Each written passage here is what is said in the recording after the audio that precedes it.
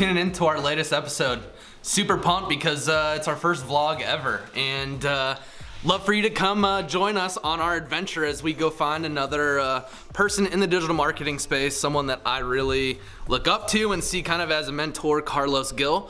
So here we go. Let's go to the PHX Digital Summit and join our journey.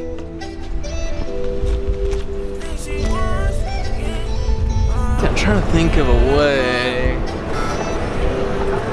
to start some conversation.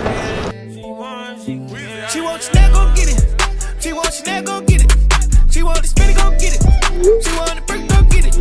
She want this Gucci, she get it. She want this Louis, go get it. Let's go. Lose with the spike, she get it. Everything I got, she getting it.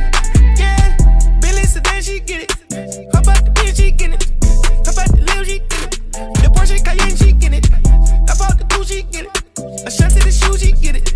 I put my kids on the TV, and then she wants, she can get it. Carlos, been following you for a very long time. What got my attention was just how you got into an Instagram live with one of my buddies, and it was all about marketing, and he was talking a lot about sports, but a couple pieces that you were saying was a lot of, instead of marketing for me, it's creating a brand, giving value, and kind of spoke about it here. And so could you kind of touch more on why you think it's so powerful to create value, create a brand, rather than say, hey, buy from me? You know, I could give you like all the textbook answers that all the marketers say, but I think the best way for me to describe it is I'm a byproduct of what happens when you create a brand. So I started in this business, if you will, digital and social media marketing 10 years ago. I was a former banker at the time, and I lost my job in 2008 as a result of the economy and the recession.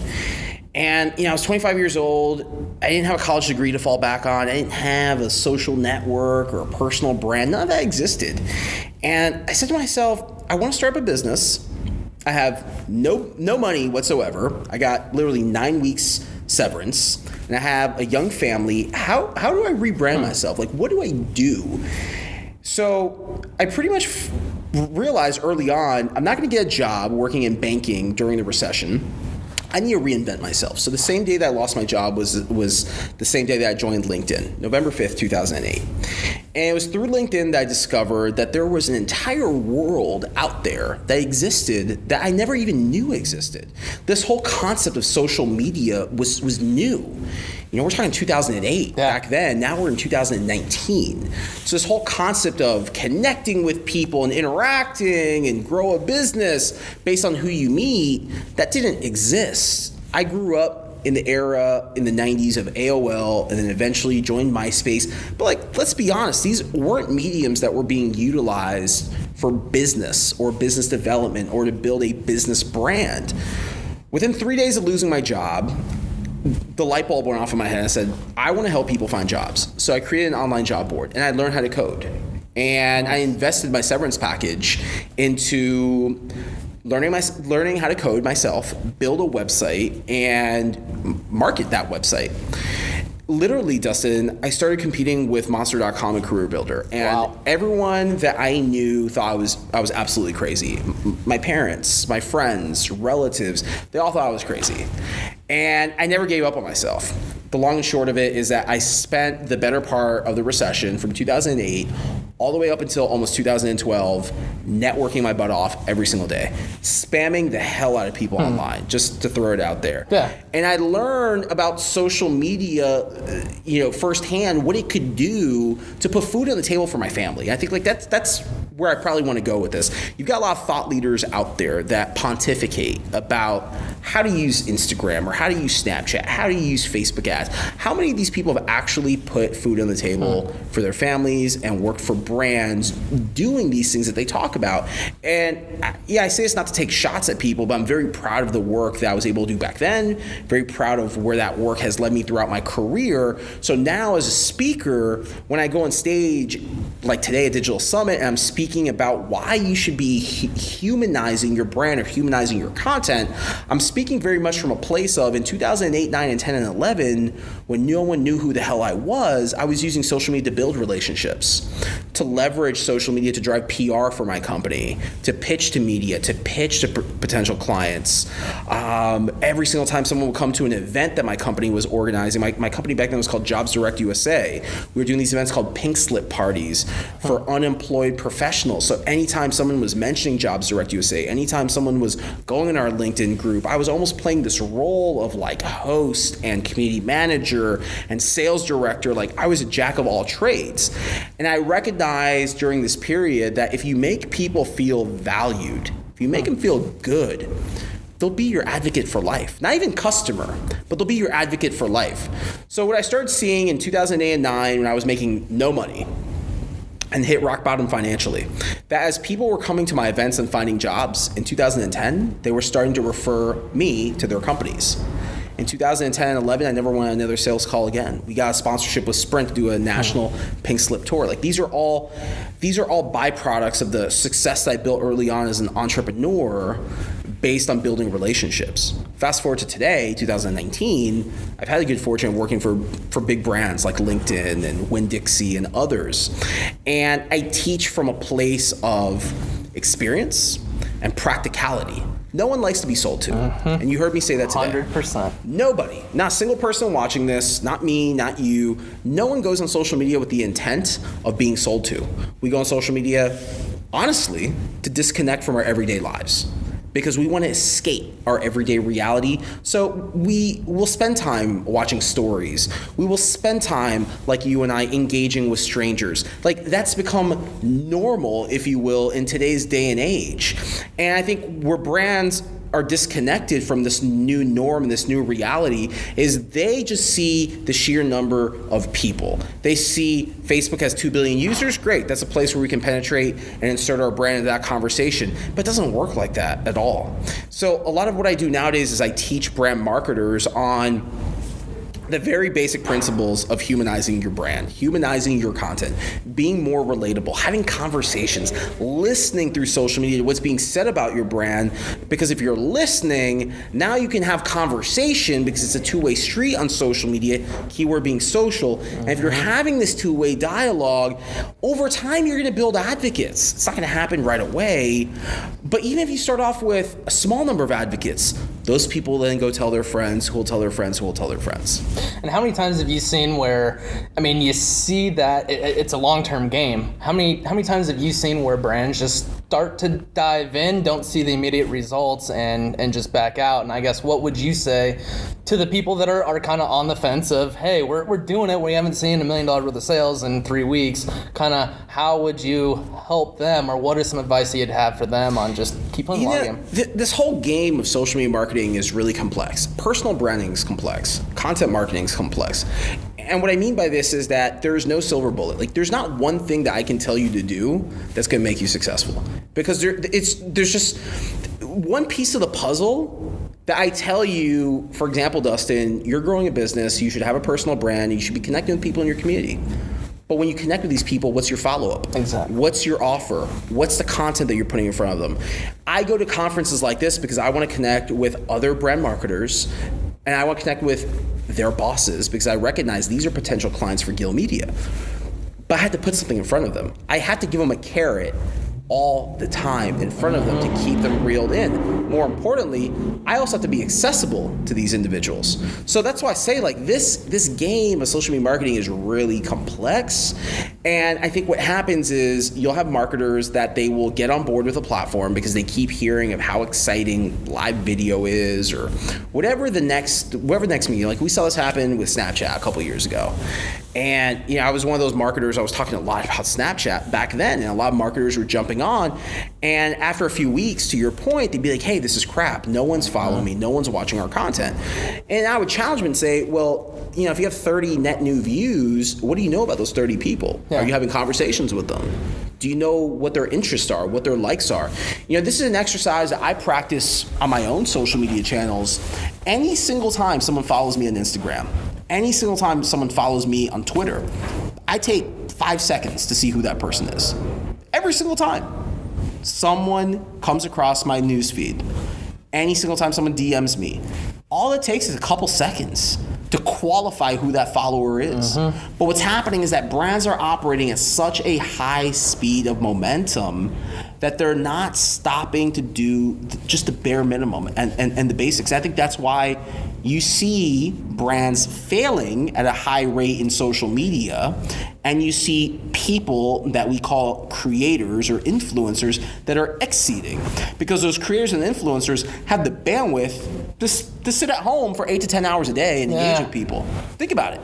If I didn't run a company of my own and I just focus on the Carlos Gil brand, I could sit at home all day. Just talk about Carlos all day. And I could DM people all flipping day. And I could go deeper than what I do now. I don't, because I just don't have the bandwidth. Yeah. And that's something that inhibits a lot of people, a lot of brands, because honestly, man, it's a game that requires a lot of time.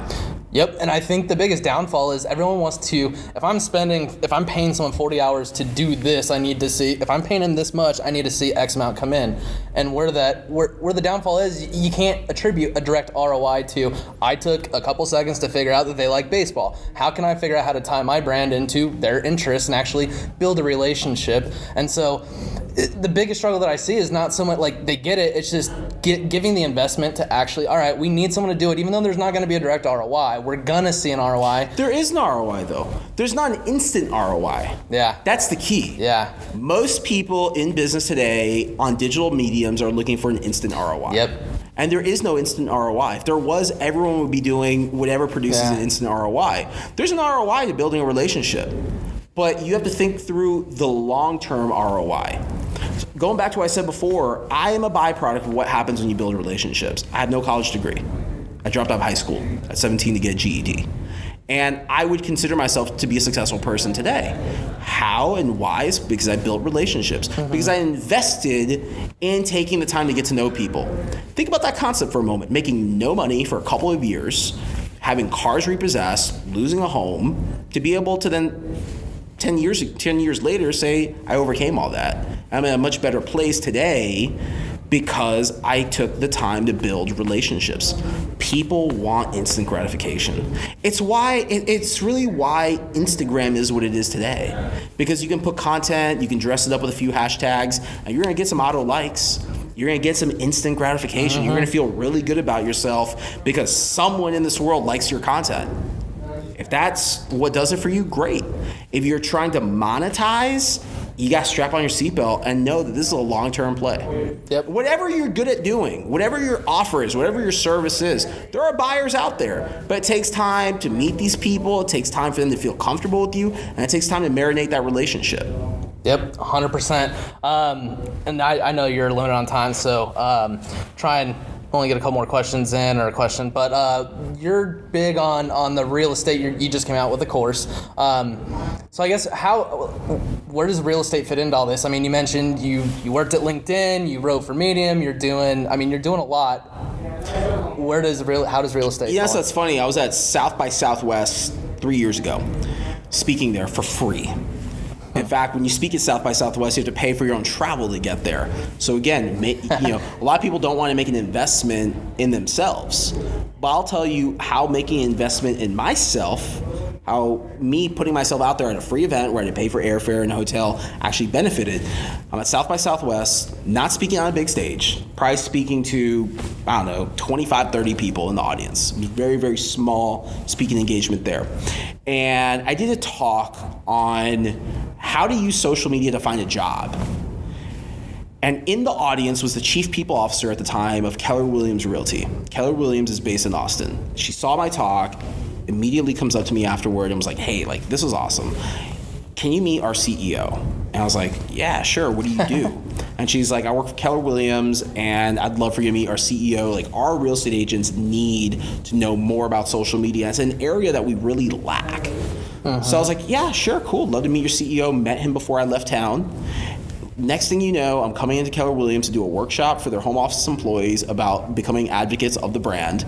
Next thing you know, after that, I'm developing a social media for real estate agents curriculum for all their agents globally. That in itself now created a new income stream for me that didn't exist before. That income stream and the money I was making from that side hustle that I put away is what afforded me the opportunity to leave my corporate job. So and things really take off. And that's how things really took off, right? So I, once again, took a gamble on myself. I wanted to speak at South by Southwest. It was really notable. I've seen guys like Gary Vee speak there throughout the years. I wanted to be there. And it was really striking while iron's hot at the right moment. You know, recognizing there's an opportunity that can go beyond this. My mom and dad are real estate brokers, so I grew up in the real estate industry, but I'd never done any coaching for real estate agents. But I was presented an opportunity. I took advantage of the opportunity. I taught real estate agents over and over again how to use social media for real estate. I recognize real estate agents are entrepreneurs. A lot of them don't have a personal brand. They don't know how to use social media, but these are people that are high net worth individuals. Yeah. You know, in LA, your like average commission is anywhere from 20 to 30 grand. Wow. Right? Yeah. For one sale. Yeah. Yep. You help people sell 20 and 30K commission checks at a time. Yep. And dude, like you'll become their best friend very, very quick. It's funny. I ask because that's kind of what we're doing is trying to take video and help there, but also there's a couple different brokers that we're talking to that, trying to help agents just create a personal brand because there's so much buy for me, I can help you sell a home, but we're at the point now where the internet has commoditized the data that's out there. You don't need a real estate agent to tell you what homes are available. It's more so creating that relationship, and you need someone to be your advocate, I think. You don't, and you're right, you don't need someone to show you a home. Yeah. I could, from my boxers in my home, look at homes all day long. I don't need a real estate agent to help me. But what I do need is a real estate agent that I can trust and confide in to do all the paperwork. Yep. Right? Because I don't understand real estate contracts. That's not my business. Yeah. So I do need a real estate agent still to be a part of the transaction, but who's going to be a part of that transaction? Yep. So one of the things I recommend to agents all the time is focus on building your influence within your community. You know, which I want to bring this up since I know a lot of people will watch this that aren't necessarily in real estate, but they're looking to grow global brands. Why do you need a global brand if your business is in Phoenix? Why do you need a global brand if your business is centric to the community that you do business in? I think people make such a big mistake that they see a Gary Vee or a Ty Lopez or one of these like mega influencers and they're like, oh man, I need to be on that level. You really don't need to be on that level. You just need to influence people in your community. It's a lot easier to be the mayor of Phoenix, okay, on social media than it is to go ahead and be known globally. You know, I know this because I spent most of my adult life living in Jacksonville, Florida, before I moved out to the West Coast. And Jacksonville, man, like back then I'd go to Cheesecake Factory and people knew who I was because I was always spamming the hell out of people. I was hitting them up on LinkedIn all the time. So I'd go places and I was like, oh, you're that guy that I always see his face on social media because I was in a city that had less than 1 million people living there. And it was easier to stand out. Mm-hmm. But if you're trying to basically be seen by everyone everywhere and that doesn't align with your business model, honestly, you're wasting your time. Exactly, and that comes down to brand identity and knowing your lane because we were talking about brand identity the other day and just talking about. Do you agree with everyone saying that Victoria's Secret should open up their line to everyone? Like they have their lane, but it's really knowing your lane. And once you know your lane, it helps you pick up that leverage to then grow and into additional lanes. And I guess the last thing that I'll say, one thing that's really fascinating about what you've been saying is this whole working for free. I love it because this whole thing started by working for free. We've lost a lot of money on projects, but it's a learning process. And I'm huge on it's not free if you could take that and then later sell it for money. It's an investment. Exactly. I would never have the mindset that you're working for free and throwing your money away. Like you, I've had to buy equipment for my company, right? Without necessarily seeing an instant return. But I know if I'm spending 20 grand in equipment, eventually I'm going to make that up and more because now I'm not renting equipment to do 10K worth of work or 5K worth of work. Like that's on the flip side. Like let's be honest, a lot of people that get in this business of like media creation and film production and whatnot, if you get like a 5K invoice that comes over your desk and you own no equipment and now you got to spend $1,500 worth of equipment, you're not making 5K, you're making $3,500. You know, same rules apply. Like I've worked with corporate clients that, we're doing a 30, 40, 50K gig, and if I don't have the right equipment, I'm now having to go out and lease that equipment. So that's less money in the bank, so to speak. So everything that you do is a stepping stone for the next gig or for the future. Whether it's investing equipment, investing time in yourself to get better, to learn, it's all an investment. And it all comes out in the wash. Like, you're gonna make that money up. It's just what's difficult is justifying in your mind, like, hey, I gotta spend this. I'll give you an example, man. Recently, I'm in New York with my creative director, and we go to B&H. And he's picking out equipment, this and that, and it was like $3,000. I was like, damn, dude, like, it's almost like when I go out with my kids and I take my kids out. Like, in my mind, I've already thought, like, all right, I know we're gonna go out to dinner, we're gonna do an activity. I'm gonna probably spend like a couple $100 today. Yeah. Like, I've already in my mind sold myself that I'm gonna spend like a couple $100. Like, that's my budget. And then, like, when my kids want more things, it's like, dang, like, everything keeps adding up, and I get to the point where I'm like, oh my God, like, I didn't think that this was gonna be like a $500 day out with the kids. So I'm at B&H with my creative director, and our bill came out to like $3,000, and it was like, it was dual channel mics, it was this, it was that, it was rechargeable batteries, all this stuff. I'm like, oh man, like, I didn't think that this trip was gonna cost me that. Like, what the hell, dude? Yep. But the reality is, like, we're getting ready to go to Atlanta to do a gig. We need the equipment. We can't show up on the scene and not have the gear, not have the equipment. So, like, there's a give and take there, right? Like, you're a baseball guy, so you get this. Like, do you want to play in single A or do you want to be in the major leagues? If you want to be in the major leagues, you gotta have major league equipment.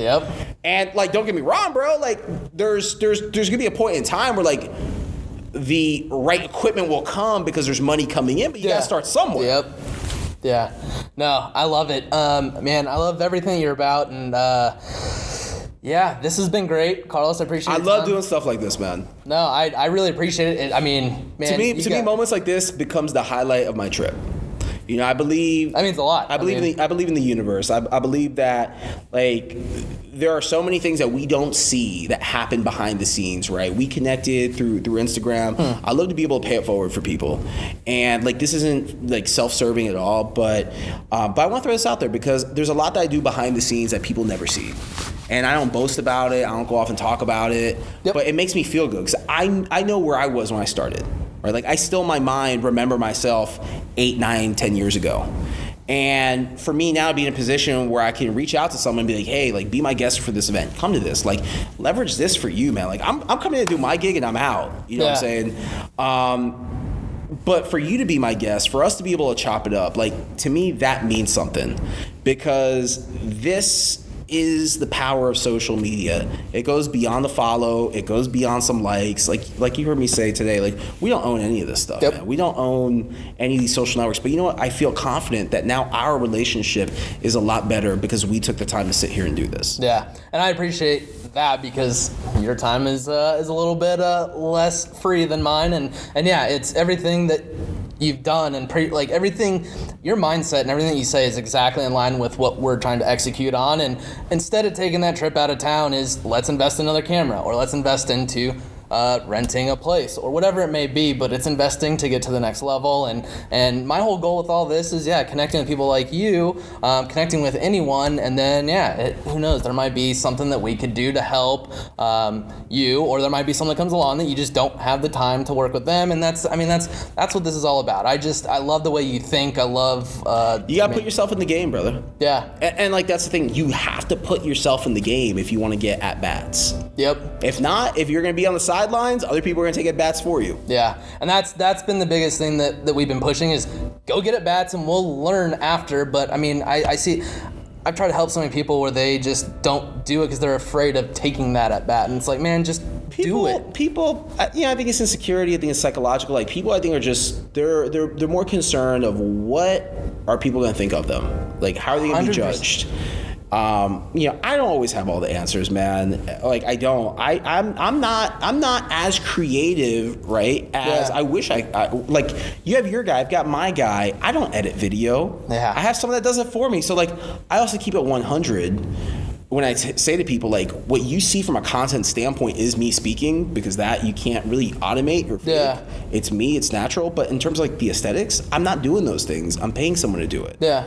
So I keep it real from that standpoint of letting people know, like, you have to recognize what your strengths are and focus on your strengths over and over, and then work with the right people that will make you even better. Grow because together. they've got strengths, you've got strengths, and you're leveraging those strengths together to be an even bigger machine. I love it. Carlos, appreciate your time. Appreciate you, my man. Go and give a shout out where people can find you. At Carlos Gil 83 on Instagram and Twitter. Awesome. Thank you. Appreciate it, man.